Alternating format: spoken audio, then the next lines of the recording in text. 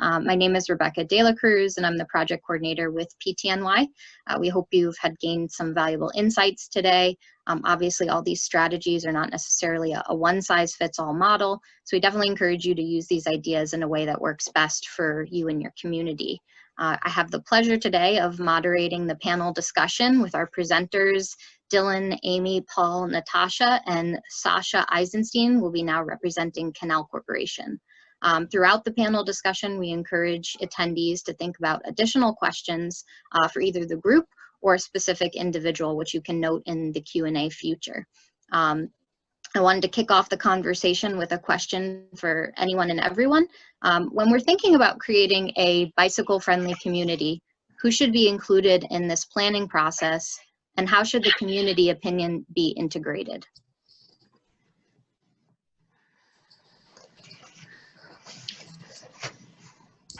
I'll jump in first. I mean, not to oversimplify it, but everyone should be included.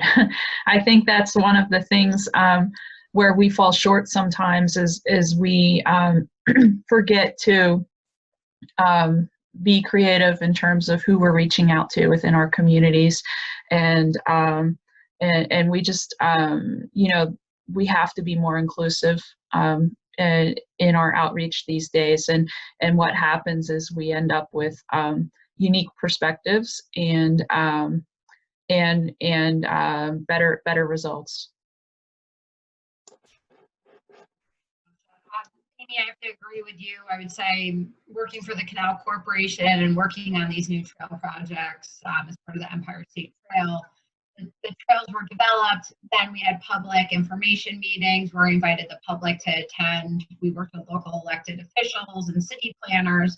I do agree that unless you're somebody who's tapped into trail construction projects, and that's like a small subset of people, that we could all certainly do a better job with engaging other constituents, business leaders, downtown economic development organizations, even community groups that we don't typically see on the trail, to see about how we could be more accessible and inclusive.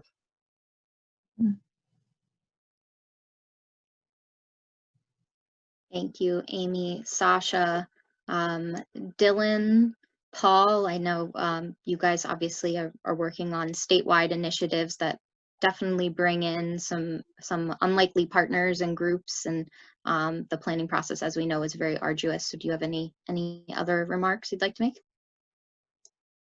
I mean, I think they basically covered it. You know, it's important to make sure that you're inclusive as possible when planning a trail. A much larger market than those who do cycle is those who potentially could cycle, and so you want to be able to get everybody out on the trail. If it's going to be a community amenity, it's got to be something that everybody can enjoy. And that is the added side benefit of, if it's something that's popular and everybody enjoys, that's one of the ways you can help build political will to create more projects and to do more to add additional amenities along the trail. I think when we're inviting local people to our trails, we're inviting them to three things. We're inviting them to be a part of the planning and the visioning. We're inviting them to enjoy and use the trails, and then finally to reap the benefits, whether that's economic by having their own small business, or quality of life, whatever other benefit. I think the invitation is multifaceted.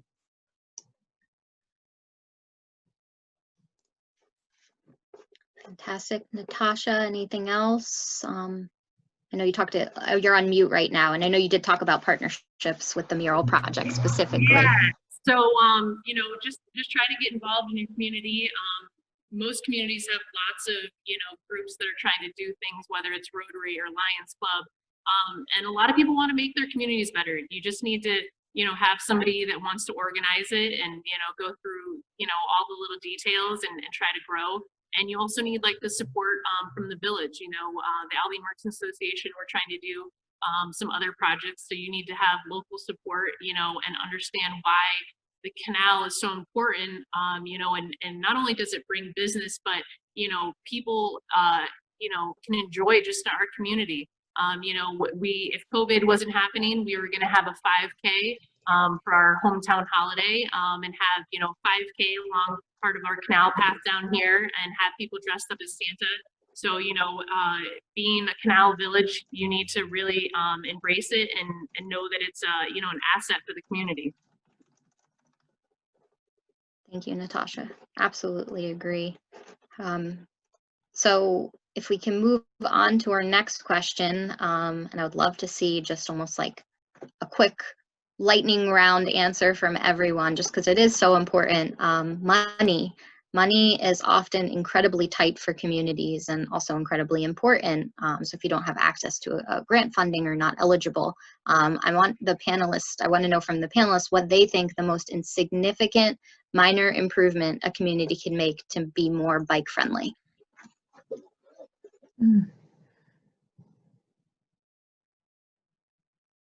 So for us in terms here, bike racks, that's, you know, something that, you know, the community can get behind and people can create.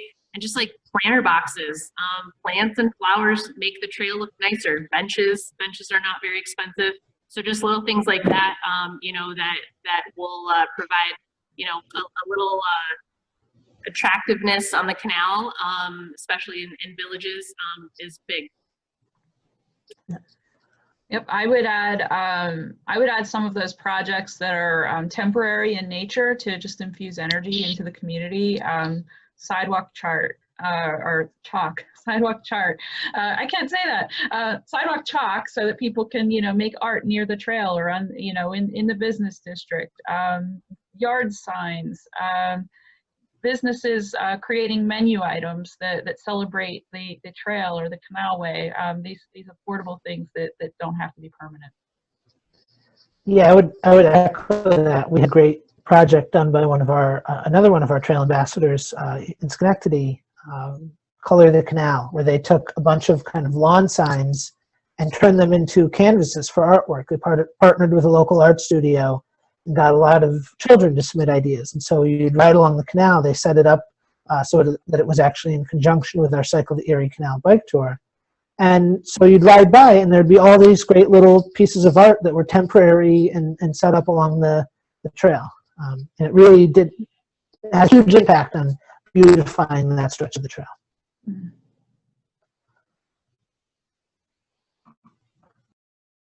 But they're the folded ground signs that are usually plastic. I've seen directional arrows to businesses used, even here in downtown Albany, just saying like this business this way. Even if businesses work together, the downtown district worked together and they just had some temporary, maybe summertime signage that said downtown with an arrow, that could be significant in having people understand where they were in relationship to the rest of the community. I was also thinking, you know, farmers markets, so it does take some community planning, are a good way to attract people to the trail. So having these like low cost events that bring people to the recreational resource, maybe for a different purpose, but while they're there, they realize, oh wow, look, there's this whole linear trail that I can now recreate on, is a possibility, and it's no infrastructure needed, just vendors, which obviously requires coordination, but a possibility, certainly. And that actually goes both ways. I was on a trail about a month ago, just was riding on the trail and happened across, they had a farmer's market going on. So I was right there and bought a couple of things. And, you know, I wouldn't have done that if the farmer's market was not on the trail. And this might be like painfully obvious, but make sure communities can make sure that they can be easily found online. People are always searching for things online. And just, you know, I know with a lot of breweries, they don't make it so obvious like, oh, hey, we're doing this event or that event. And I think with the app, when we announced the app and added the Empire State Trail, we had 2,000 downloads over a weekend. So now we're making it easy for breweries to be found. And I think a lot of communities, and it's an inexpensive way of just make it painfully obvious.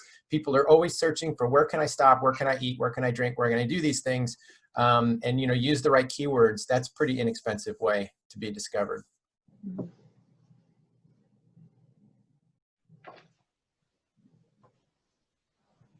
I also want to say, just to build off of Paul's point, that a lot of these trail town communities have multiple types of businesses, and coordination among those businesses, I'm sure, could really help create an identity of a downtown. So you have the ice cream shop, and then maybe there's the brewery down the road, and there's a nice gastro pub.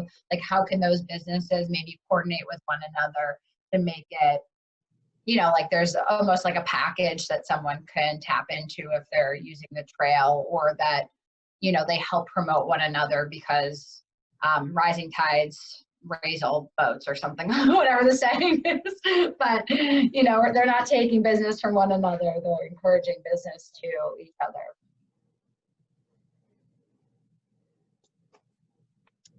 Thank you, everyone. I think those are very thoughtful responses. The next question kind of gets at something, a conversation that's happening in the chat with Pamela. And I'm sorry if it's Coleridge Gill. Coleridge is the first name. And that is, how can we turn a community's strengths into opportunities for becoming more bike friendly? And I think we've touched on a lot of ways that they can do that, both, in an inexpensive way. But what are those opportunities, and what can they showcase? We've been offered the idea of, promoting the community's history, encouraging more participation in a bike friendly program. Yeah, I think there's two pieces that go to that. And one is talking about your community's identity as part of a larger story. The Erie Canal Trail has a great story to tell about the history of industrializing the state, and the powerful, impactful role that the Erie Canal had in spreading ideas to the West, in advancing ideas such as the women's suffrage, and so many other just valuable things. It really was such an impactful part of U.S. history. And so telling that story, but also telling each different community's kind of role within that story. If you're just telling that story in each community, it gets repetitive. Every single community along the Erie Canalway Trail has a great piece of old canal infrastructure that's great, but to be honest, after doing the trail last year, it gets to be a little repetitive. So you need to be able to tell why what's in your community is different or special, or what else you have to offer. But I also think kind of going beyond that and talking about what else kind of sets your community apart. Talking about the Santa history, like Natasha mentioned in Tinsel, or in Albion.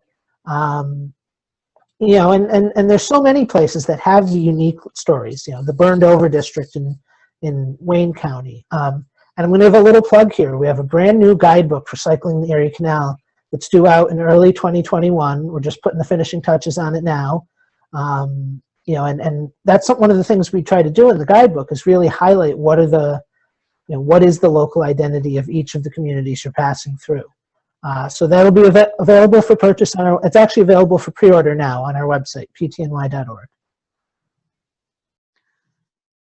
Dylan, I agree with you, and would add that I think that there is opportunity to tell our stories, and to also include developing stories in our communities, because our communities continue to evolve. And so Tinsel is a great example of not that Santa history is new, but there's like a new infusion of how to tell the story, a new business in town. So I would leave room for developing stories, and I would also say we're giving you lots of great examples of other communities out there that are connecting to bicycle tourism, but it's good to learn from those. But your community has to be authentically the best version of itself, not copying from other places, but just taking ideas and really just using the ideas to reach that best version of what you want to be as a community. And I think there's a values discussion to be had there for communities to really like stop and think about what they want, you know, to improve their places, and how trails and cycling might be a part of that.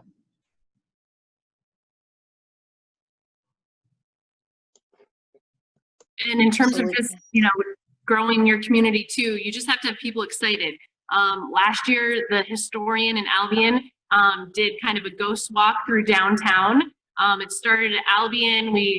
People bought ice cream, coffee, and then went downtown, and they had hundreds of people show up, and, you know, people wanted to hear, you know, the history of Albion and ghost, you know, the ghost history, and people came all the way from Rochester to it. So you just have to have people that are passionate about like the community, and bringing people, you know, into the community for events.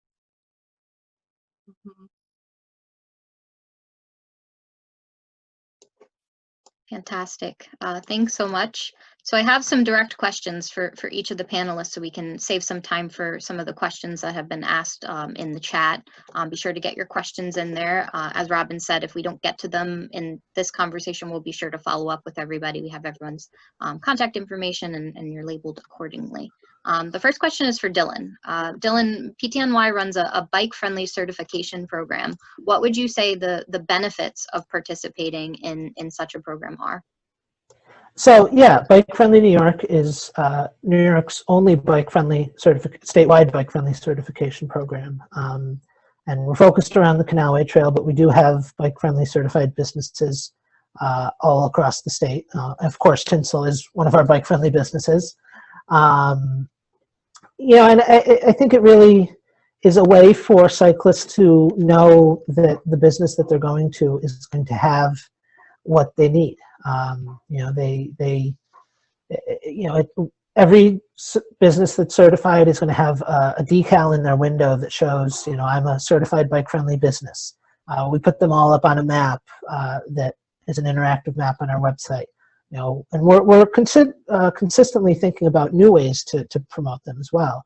You know, we want to make sure, especially if we've got like Cycle the Erie Canal, that all of the participants are, you know, that we're really driving traffic to these businesses. We want to make sure that it's kind of a mutually beneficial relationship. The businesses help grow the canal or grow the trail by making it obvious to trail users that there's a lot of places that they can go and get the things that they need, and then it helps the business as well by driving more traffic to those businesses. Thank you. And please follow up with us if there's any businesses on the line that are interested in our program. We'd be happy to talk to you about the program more. The next question is for Amy. Amy, what are some ways that a community can spread the word about their commitment to trail culture and quality trails? And this kind of gets at an idea, and maybe not directly, somebody had asked how you can kind of convince somebody that, you know, trails are a good investment. So what are some of those ways we can spread the word? You know, I'm almost thinking about it, instead of thinking about it by way of spreading the word, I'm thinking more like demonstrate through action. There are a lot of ways that communities can demonstrate that they value trails. You know, some of those things, public art, having trail-friendly businesses. Think of a business like Natasha's. Like, there's no reason that Tinsel really needs to cater to cyclists, but you know, she's figured out the benefit of doing so, and that benefit goes in both directions. You know, generally just doing things to, you know, create infrastructure in town and a welcoming attitude. You know, a lot of the physical things that we've been talking about, I consider those to be vibrancy indicators, and I consider them to be like signs of welcome. Whenever you see that businesses and the communities have taken the time to make improvements that benefit cyclists, those to me are indicative of culture, and they don't just benefit cyclists. A lot of those kinds of improvements and the things we've been talking about just make life better for people who live in our communities. And then the last thing I would say, Rebecca, is that there are other things that communities can do at the leadership level. They can budget for trails and infrastructure. They can, pass a resolution that says that they value them. They can seek that bicycle-friendly status. They can include trails and active transportation in their community plans. So those are, bold actions that demonstrate that value. Thank you, Amy. Next up, Natasha, I'd love to know, how do you think a beautification effort like a mural can help generate interest in local businesses, maybe in particular, tinsel? I think you've highlighted this before. So, yes, we wanted to beautify the community, but we also wanted to, get people that were coming into Albion, to know that there's this cool history here. And, already there's been lots of people, that have just been Instagramming the picture. But last week, the soccer team, the high school soccer team, they went in front of the mural, got a picture taken. They had T-shirts made that said, like, believe in us, because they were hoping to win their tournament. So, already it's been a great addition to the community. It, gives them something to be proud of. So there's a lot of, I think across the Erie Canal, there's probably a lot of communities that have buildings that maybe, in disrepair, not that attractive. So murals, those are a great way to kind of beautify the area. We have a couple more mural projects that we want to do. One of them is maybe to involve the high school art class and have them do, some projects, to get them involved. So certainly it beautifies the area, but hopefully, now seeing that this was a good addition to the community, more people will donate for future murals and other projects that we want to do. Thank you, Natasha. Well, it's certainly a nice sight to see when you come off the trail. So I can see why it would drive people there and kind of establish a sense of place and pride in place, pride of place, I should say. And I saw, and Don Burns had added that Earth Day cleanup is also a great way to engage local support. And I totally agree. That could also be considered kind of a beautification effort. We have a lot of trail adopters that are doing great work along the trail just to clean it up, make it an inviting space, and we think it goes a long way into attracting people and getting them from the trail to your community. Sasha? And Rebecca, I just want to kind of add into that real quick. PTNY and the Canal Corporation organize the annual Canal Clean Sweep every year on Earth Day, and partnering is part of that. As part of a larger cleanup effort, but with your own local efforts, really can go a long way to driving excitement around beautification of the trail, and and we hope that anybody who's interested in participating next year, hoping that we can actually do it in April. We'll have to see what the COVID restrictions are, but we encourage you to reach out to us, and that you'll be able to join come next year. Thanks, Dylan. Absolutely. It's a great event. We're sad we couldn't host it next year, but certainly get in touch with us. I have two questions now remaining for Sasha and Paul. Sasha, love to know what role social media played in the staycation initiative. A large part. We did a lot of targeted paid advertising for staycations because they were regional based, and the intent was to attract people locally to come do a day trip. We did regional based marketing efforts via Facebook and Instagram that encouraged the local attractions to the outfitting hubs. And then also we developed a website that was pretty interactive. It provided information on the trips and directed people who clicked on the links to that website. They could register right on the website. So we kind of made it easy. As soon as you got the ad, and if you were interested, you could click through and plan your trip right then and there. So we had really great success. There's also phone numbers when you click through to the ad. So we made it we try to make it as easy as possible for people to plan that day activity. We found it very successful. We also marketed through Facebook, through interest-based people who have liked canoe and kayaking shops. We added them. So yeah, it was a whole effort. A lot of planning went into it, but we found that it was really successful in the way that we did it. Thank you. Last, certainly not least, Paul, what would you say the most important thing a business should consider when they're creating an incentive program? I think, you know, people love to be incentivized to visit places. And for us, you know, by adding, simple rewards for people for visiting places, really people see it as a challenge, and it really kind of motivates them to get off the trail and to go visit things and to either get stamps or to get rewards. And I was thinking, you know, not even so much with breweries, but looking at this presentation, you know, if you had ice cream shops or stores or all of, you know, these folks get together and incentivize bikers to go just another mile or two to get a stamp or to get this or to get, you know, whatever, to get rewarded for their efforts. I think that people love it. I mean, our app is a case in point. You know, right now we've already rewarded close to 300,000 stamps on our app, and that just goes to show. And that's just to get, you know, a stop at a brewery. And I think the potential is endless for all of these great communities on these bike trails, you know, to come up with these small incentive programs to get people to go maybe a little bit further and visit the next location.